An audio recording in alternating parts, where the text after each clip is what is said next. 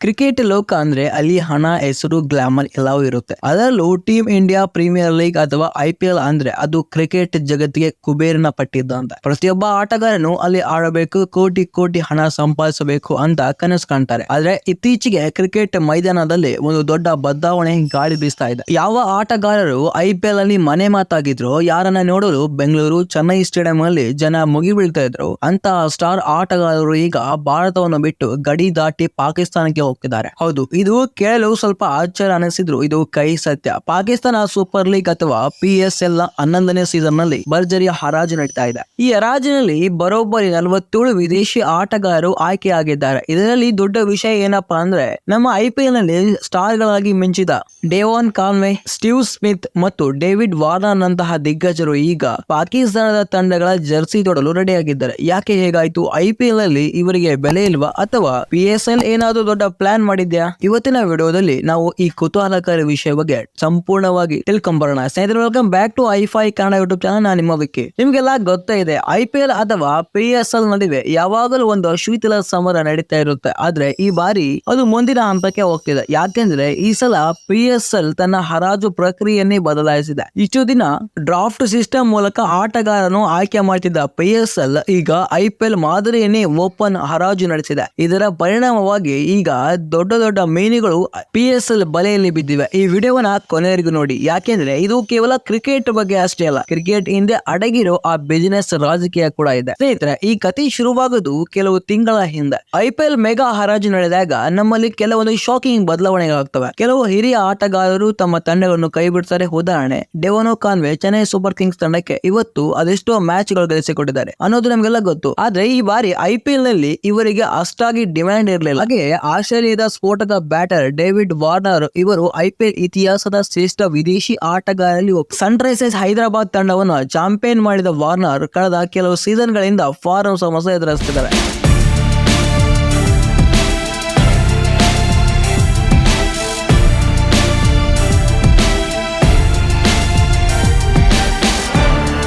ಇನ್ನೊಂದು ಕಡೆ modern day legend ಅಂತ ಕರೆಸಿಕೊಳ್ಳಿರುವಂತಹ ಸ್ಟೀವ್ ಸ್ಮಿತ್ ಟೆಸ್ಟ್ ಕ್ರಿಕೆಟ್ ನಲ್ಲಿ ರಾಜನಾಗಿದ್ದ ಸ್ಮಿತ್ T20 ಮಾತ್ರ ಸ್ವಲ್ಪ ಹಿಂದುಳಿದಿರುವಂತ ಅನಿಸ್ತಾ ಇದೆ. ಆದ್ರೆ ಅವರ ಅನುಭವಕ್ಕೆ ಬೆಲೆನೇ ಇಲ್ವಾ ಅಂತ IPL ಫ್ರಾಂಚೈಸಿಗಳು ಈಗಾಗಲೇ ನಿರ್ಧಾರ ಮಾಡಿದಂತಾಗಿದೆ. ಈ ಎಲ್ಲಾ ಆಟಗಾರರಿಗೆ IPL ನಲ್ಲಿ ಬಾಗಿಲು ಮುಚ್ಚಿದಾಗ ಅವರಿಗೆ ಕಾಣಿಸಿದ್ದು PSL ಹಸಿರು ಮೈದಾನ. ವೀಕ್ಷಕರೇ, PSL ಇತಿಹಾಸವನ್ನು ನೋಡಿದ್ರೆ ಇದು 2016ರಲ್ಲಿ ಶುರುವಾಯಿತು. ಆರಂಭದಲ್ಲಿ ಪಾಕಿಸ್ತಾನದ ಭದ್ರತಾ ಸಮಸ್ಯೆಗಳಿಂದಾಗಿ ಈ ಲೀಗ್ ನಡೆದಿದ್ದು ದುಬೈನಲ್ಲಿ. ಪಾಕಿಸ್ತಾನದ ಜನರಿಗೆ ತಮ್ಮ ದೇಶದಲ್ಲಿ ಲೀಗ್ ನೋಡೋಕೆ ಆಗ್ತಿರ್ಲಿಲ್ಲ. ಆದ್ರೆ ನಿಧಾನವಾಗಿ ಪರಿಸ್ಥಿತಿ ಬದಲಾಗ್ತಾ ಇತ್ತು. ಈಗ PSL ಕಂಪ್ಲೀಟ್ ಆಗಿ ಪಾಕಿಸ್ತಾನದಲ್ಲಿ ನಡೀತಿದೆ. 6 ತಂಡಗಳಿಂದ ಈ ಲೀಗ್ಗೆ ಈ ಬಾರಿ 2 ಹೊಸ ತಂಡಗಳು ಸೇರಿಕೊಂಡಿವೆ. ಸಿಯಾಲೋಕ್ ಸ್ಟಾರ್ಲೈನ್ಸ್ ಮತ್ತು ಹೈದರಾಬಾದ್ ಓಸ್ಟರ್ ಕಿಂಗ್ ಮೆನ್. ಈ ತಂಡಗಳು ಬಂದಿದೆ ತಡ ನೋಡಿ, ವಿದೇಶಿ ಆಟಗಾರರಿಗೆ ದೊಡ್ಡ ಆಫರ್ ನೀಡೋಕೆ ಶುರುವಾದವು. ಇಲ್ಲಿ ನೋಡಿ, ಸ್ಟೀವ್ ಸ್ಮಿತ್ ಅವರನ್ನು ಸಿಯಾಲೋಕ್ ತಂಡ ನೇರವಾಗಿ ತಂಡಕ್ಕೆ ಸೇರಿಸಿಕೊಂಡಿದೆ. ಅದು ಬರೋಬ್ಬರಿ 14 ಕೋಟಿ ರೂಪಾಯಿ, ಅಂದ್ರೆ ಪಾಕಿಸ್ತಾನಿ ರೂಪಾಯಿಗಳಲ್ಲಿ. ಇದು PSL ಇತಿಹಾಸದಲ್ಲಿ ಅತ್ಯಂತ ದೊಡ್ಡ ಮೊತ್ತದ ಹಣ. ಇತಿಹಾಸದಲ್ಲಿ ಅಂದ್ರೆ IPL ನಲ್ಲಿ ಅನ್ಸೋಲ್ಡ್ ಆಗಿದ್ದ ಸ್ಮಿತ್ ಈಗ ಪಾಕಿಸ್ತಾನದ ಲೀಗ್ ನಲ್ಲಿ ಅತಿ ಹೆಚ್ಚು ಸಂಭಾವನೆ ಪಡೆಯುವ ಆಟಗಾರ ಆಗಿದ್ದಾರೆ. ಇದು ಕೇವಲ ಹಣದ ವಿಚಾರವಲ್ಲ, ಇದು ಆಟಗಾರ ಈಗೋ ಕೂಡ ವಿಚಾರ ಆಗುತ್ತೆ. ನಮ್ಗೆ IPL ನಲ್ಲಿ ಬೆಲೆ ಇಲ್ದಿರಬಹುದು, ಆದ್ರೆ ನಾವು ಬೇರೆ ಕಡೆ ಕಿಂಗ್ ಅಂತ ತೋರಿಸೋಕೆ ಇದು ದೊಡ್ಡ ಅವಕಾಶನೇ. ವೀಕ್ಷಕರೇ, ಇನ್ನು ಡೆವಾನ್ ಕಾನ್ವೆ ಬಗ್ಗೆ ಮಾತಾಡೋದಾದ್ರೆ, ಇವರು ಇಸ್ಲಾಮಾಬಾದ್ ನ ಯುನೈಟೆಡ್ ತಂಡಕ್ಕೆ ಸೇರಿದ್ದಾರೆ. ನ್ಯೂಜಿಲೆಂಡ್ ನ ಈ ಆಟಗಾರ ಮೈದಾನದ ಯಾವುದೇ ಮೂಲೆಯಲ್ಲೂ ಕೂಡ ರನ್ ಬಾರಿಸಬಲ್ಲರು. ಇವರನ್ನ IPL ಮಿಸ್ ಮಾಡಿಕೊಳ್ತಿದೆ ಅನ್ನೋದು ಕಾದ್ ನೋಡಬೇಕು. ಅದೇ ರೀತಿ ಡೇವಿಡ್ ವಾರ್ನರ್ ಕರಾಚಿ ಕಿಂಗ್ ತಂಡದ ಪಾಲಾಗಿದೆ. ವಾರ್ನರ್ ಪಾಕಿಸ್ತಾನದಲ್ಲಿ ಸಿಕ್ಕಾಪಟ್ಟೆ ಫೇಮಸ್. ಅವರು ಅಲ್ಲಿನ ಜನರ ಜೊತೆ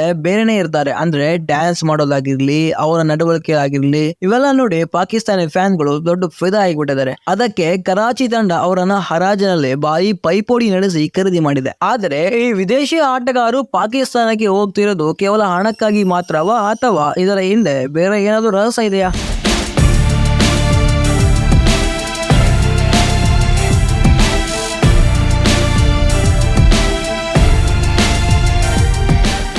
ಮುಂದೆ ನೋಡೋಣ. ನಿಜ ಹೇಳ್ಬೇಕಂದ್ರೆ IPL ಈಗ ವಿಶ್ವದ ಅತ್ಯಂತ ಕಠಿಣ ಕ್ರಿಕೆಟ್ ಲೀಗ್ ಆಗಿದೆ. ಇಲ್ಲಿ ಕೇವಲ ಆಟವಷ್ಟೇ ಸಾಲದು, ಅದಕ್ಕಾಗಿ ಹೆಚ್ಚಾಗಿ ಪ್ರತಿ ಆಟಗಾರ ಮೇಲೆ ಇರುವಂತಹ ಪ್ರೆಷರ್ ಮತ್ತು ಫಿಟ್ನೆಸ್ ಮ್ಯಾಟರ್ ಆಗುತ್ತೆ. ಪ್ರತಿಯೊಂದು ತಂಡದ ಹತ್ತಿರ ಡೇಟಾ ಅನಾಲಿಸಿಸ್ ಅಂತ ಇದ್ದೇ ಇರುತ್ತೆ. ಒಬ್ಬ ಆಟಗಾರ ಸ್ವಲ್ಪ ವಯಸ್ಸಾದ್ರೂ ಅಥವಾ ಒಂದೆರಡು ಮ್ಯಾಚ್ ನಲ್ಲಿ ಫೇಲ್ ಆದ್ರೂ IPL ಮ್ಯಾನೇಜ್ಮೆಂಟ್ ಅವರನ್ನ ರಿಲೀಸ್ ಮಾಡುತ್ತೆ. ಈಗ ವಾರ್ನರ್, ಸ್ಮಿತ್, ಫ್ಯಾಫ್ ಡು ಪ್ಲೆಸಿ ಅಥವಾ ಮೊಯಿನ್ ಅಲಿ ಅವರಂತಹ ಆಟಗಾರರಿಗೆ 35 ದಾಟಾಗಿದೆ. ಈ ವಯಸ್ಸಿನಲ್ಲಿ ಅವರು IPL ನಲ್ಲಿ 70 ರಿಂದ 75 ದಿನಗಳ ಸುದೀರ್ಘ ಟೂರ್ನಮೆಂಟ್ ಆಡೋದು ಕಷ್ಟ ಅನ್ನೋದು ಭಾರತೀಯ ಫ್ರಾಂಚೈಸಿಗಳ ವಾದ. ಆದ್ರೆ PSL ಕತೆ ಹಾಗಲ್ಲ. PSL 2 ನಡೆಯೋದು ಕೇವಲ 35 40 ದಿನ ಅಷ್ಟೇ. ಅಂದ್ರೆ IPL ನ ಅರ್ಧದಷ್ಟು ಸಮಯ, ಕಮ್ಮಿ ಸಮಯದಲ್ಲಿ ಹೆಚ್ಚು ಮ್ಯಾಚ್ ಆಡಿ IPL ಗೆ ಹತ್ತಿರ ಇರೋ ಸಂಬಳ ಸಿಗುತ್ತೆ ಅಂದ್ರೆ ಯಾರಾದ್ರೂ ಆಟಗಾರ ಬೇಡ ಅಂತ ಹೇಳ್ತಾರ? ಇದನ್ನೇ ಮೊಯಿನ್ ಅಲಿ ಇತ್ತೀಚೆಗೆ ಇದನ್ನೇ ಹೇಳಿದ್ರು. ಪಾಕಿಸ್ತಾನದಲ್ಲಿ ಆಡೋದು ನನಗೆ ಕಡಿಮೆ ಮೊತ್ತ ಇರುತ್ತೆ ಮತ್ತು ಫ್ಯಾನ್ಸ್ ಅಷ್ಟೇ ಪ್ರೀತಿ ತೋರುತ್ತಾರೆ ಅಂತ. ಅಂದ್ರೆ IPL ನ ಬಿಡುವಿಲ್ಲದ ವೇಳಾಪಟ್ಟಿ ಇಷ್ಟವಾಗದ ಆಟಗಾರರಿಗೆ PSL ಒಂದು ಒಳ್ಳೆ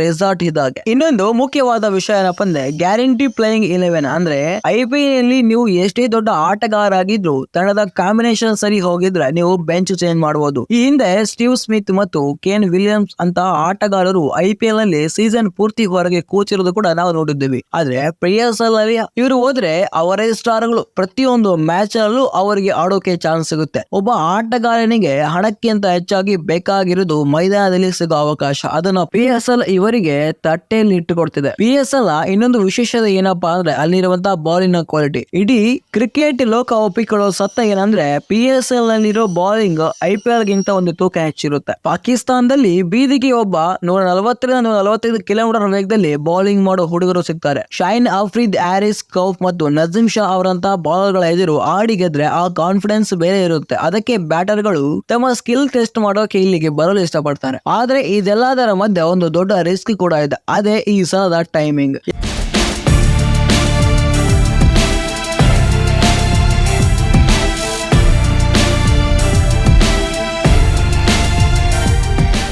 ವೀಕ್ಷಕರೇ, 2026 PSL 2 ನಡೀತಿರೋದು IPL ನಡೆಯುವ ಸಮಯದಲ್ಲಿ. ಇದುವರೆಗೂ PSL ಫೆಬ್ರವರಿ ಮ್ಯಾಚ್ ನಡೀತಿತ್ತು, ಆದ್ರೆ IPL ಏಪ್ರಿಲ್ ಅಥವಾ ಮೇ ನಲ್ಲಿ ಇರ್ತಿತ್ತು. ಆದ್ರೆ ಈ ಸಲ ಎರಡು ಲೀಗ್ ಮುಖಾಮುಖಿಯಾಗಲಿವೆ. ಇದರಿಂದಾಗಿ ಆಟಗಾರರಿಗೆ ಒಂದು ಆಯ್ಕೆ ಇತ್ತು, IPL ಬೆಂಚ್ ಅಥವಾ PSL ಆಕ್ಷನ್. ಬಹಳಷ್ಟು ಜನ PSL ಆಯ್ಕೆ ಮಾಡಿಕೊಂಡಿದ್ದಾರೆ. ಇದು ಕ್ರಿಕೆಟ್ ಲೋಕದಲ್ಲಿ ವರ್ಕ್ ಲೋಡ್ ಮ್ಯಾನೇಜ್ಮೆಂಟ್ ಹೆಸರಿನಲ್ಲಿ ನಡೀತಿರೋ ದೊಡ್ಡ ಗೇಮ್. ಈ ಸಲ PSL ಅಲ್ಲಿ ಆಯ್ಕೆಯಾಗಿರೋ 47 ಆಟಗಾರ ಪಟ್ಟಿಯಲ್ಲಿ ಆಸ್ಟ್ರೇಲಿಯಾವೇ ಜಾಸ್ತಿ ಇದೆ. Ashton Turner, Peter Siddle, Jason Behrendorff, Adam Zampa ಅವರಂತ ಆಟಗಾರರು ವಿಭಿನ್ನ ತಂಡಗಳಿಗೆ ಆಯ್ಕೆಯಾಗಿದ್ದಾರೆ. ಇನ್ನು ನ್ಯೂಜಿಲೆಂಡ್ ನ ಡ್ಯಾರಿಯೋ ಮಿಚಾಲೆ ರಾವಲ್ಪಿಂಡಿ ತಂಡಕ್ಕೆ ಆಯ್ಕೆಯಾಗಿ ದೊಡ್ಡ ಮೊತ್ತಕ್ಕೆ ಮಾರಾಟರಾಗಿದ್ದಾರೆ. ಬಾಂಗ್ಲಾದೇಶದ ಮುಸ್ತಫಿಜುರ್ ರೆಹಮಾನ್ ಲಾಹೋರ ಕಲಂದರ್ಸ್ ಪಾಲಾಗಿದ್ದಾರೆ. ಇವರೆಲ್ಲರೂ ಒಂದಲ್ಲ ಒಂದು ಸಮಯದಲ್ಲಿ IPL ನಲ್ಲಿ ಅಬ್ಬರಿಸಿದವರೇ. ಸರಿ, ಇಷ್ಟೊಂದು ಜನ ಹೋಗ್ತಿದ್ದಾರೆ ಅಂದ್ಮೇಲೆ IPL ಗೆ ಏನಾದ್ರು ಕಷ್ಟ ಇದೆಯಾ? ಭಾರತೀಯ ಅಭಿಮಾನಿಗಳು ಏನು ಯೋಚನೆ ಮಾಡ್ತಿದ್ದಾರೆ? ಬನ್ನಿ ಅನಲೈಸ್ ಮಾಡೋಣ. ನಾವು ಒಂದನ್ನ ಅರ್ಥ ಮಾಡ್ಕೊಳ್ಬೇಕು.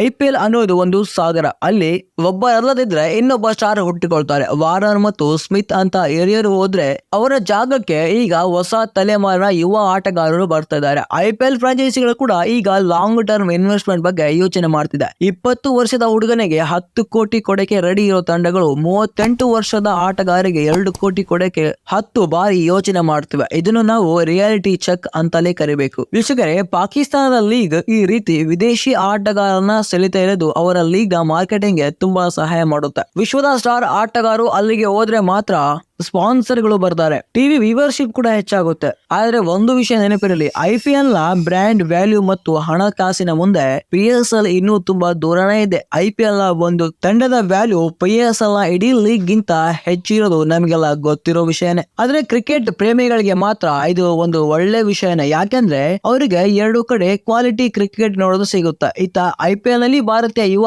ಆಟಗಾರರು ಮತ್ತು ಪ್ರತಿಭೆಗಳ ಅಬ್ಬರ ಇರುತ್ತೆ, ಆತ PSL ನಲ್ಲಿ ಹಳೆ ಹುಲಿಗಳ ಗರ್ಜನೆ ಕೇಳ್ತಾ ಇರುತ್ತೆ. ಸ್ಟೀವ್ ಸ್ಮಿತ್ ಪಾಕಿಸ್ತಾನದ ಪಿಚ್ ನಲ್ಲಿ ಹೇಗೆ ನೋಡಿದ್ದಾರೆ, ಡೇವಿಡ್ ವಾರ್ನರ್ ಅಲ್ಲಿನ ಬೌಲರ್ ಗಳಿಗೆ ಹೇಗೆ ಎದುರಿಸ್ತಾರೆ ಅನ್ನೋದು ಕುತೂಹಲಕಾರಿ ಸಂಗತಿ. ಭವಿಷ್ಯದಲ್ಲಿ ಇದು ಇನ್ನೂ ದೊಡ್ಡದಾಗಬಹುದು, ಯಾಕಂದ್ರೆ ಸೌದಿ ಅರೇಬಿಯಾ ಕೂಡ ತನ್ನದೇ ಆದ ಲೀಗ್ ಶುರು ಮಾಡೋ ಪ್ಲಾನ್ ಮಾಡಿದೆ. ಅಮೆರಿಕದಲ್ಲಿ MLC ಇದೆ. ಈಗ ಆಟಗಾರರು ಯಾವುದೇ ಒಂದು ಲೀಗ್ಗೆ ಕಟ್ಟು ಬಿದ್ದಿಲ್ಲ. ಯಾರು ಹೆಚ್ಚು ಗೌರವ ಮತ್ತು ಹಣ ಕೊಡ್ತಾರೋ ಅಲ್ಲಿಗೆ ಅವರು ಹೋಗಕ್ಕೆ ರೆಡಿ ಆಗಿರ್ತಾರೆ. ಈ ಪ್ಲೇಯಿಂಗ್ ಪವರ್ ಈ ಕ್ರಿಕೆಟ್ ಆಡಳಿತ ಮಂಡಳಿಯನ್ನೇ ಚಿಂತೆಗೆ ದೂಡಿದೆ.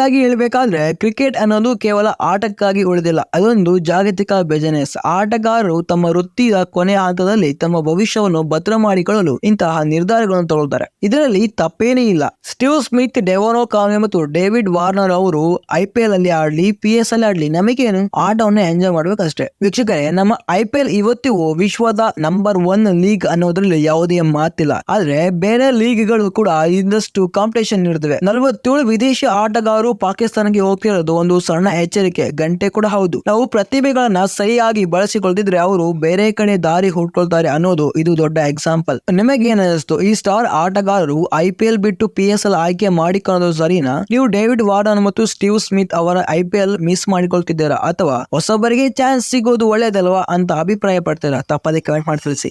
ವಿಡಿಯೋ ಇಷ್ಟ ಆಗಿದ್ರೆ ಲೈಕ್ ಮಾಡಿ, ನಿಮ್ಮ ಫ್ರೆಂಡ್ಸ್ಗೆ ವಿಡಿಯೋನ ಶೇರ್ ಮಾಡಿ. ಕ್ರಿಕೆಟ್ ಲೋಕದ ಇಂತಹ ಇಂಟ್ರೆಸ್ಟಿಂಗ್ ಟಾಪಿಕ್ ಗಾಗಿ ನಮ್ಮ i5 ಕನ್ನಡ ಚಾನಲ್ ಸಬ್ಸ್ಕ್ರೈಬ್ ಮಾಡೋದನ್ನ ಮರಿಬೇಡಿ. ಮತ್ತೆ ಸಿಗೋಣ ಇದೇ ತರಹದ ಇಂಟ್ರೆಸ್ಟ್ ಟಾಪಿಕ್ ಜೊತೆಗೆ ಮುಂದಿನ ವಿಡಿಯೋದಲ್ಲಿ. ಧನ್ಯವಾದಗಳು.